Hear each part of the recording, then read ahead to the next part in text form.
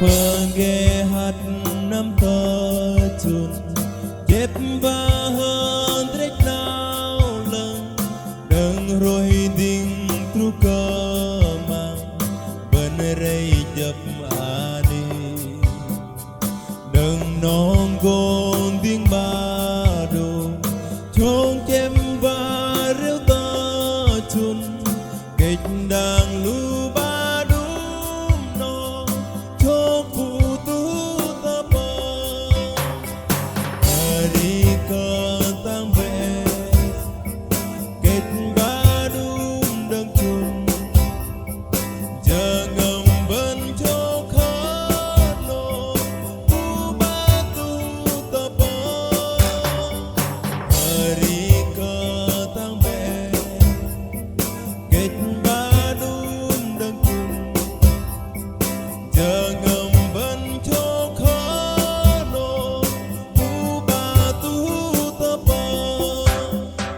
Nar lưng ta nar cơ nệ Bên rây vang cơ ba chặt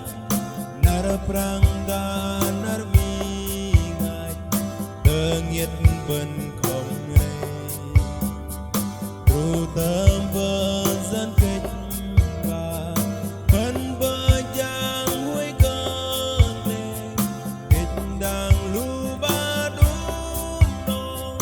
Chốt tu tu tơ bờ Đi cơ tăng về Kịch ba đúng đâm chung Giờ ngầm bên chỗ khó nô Tu ba tu tơ bờ Đi cơ tăng về Kịch ba đúng đâm chung Giờ ngầm bên chỗ khó nô Tu ba tu tơ bờ Nar bên rây lệch đạc Bên rây ba ăn cơ ba Bất lập nar pematkan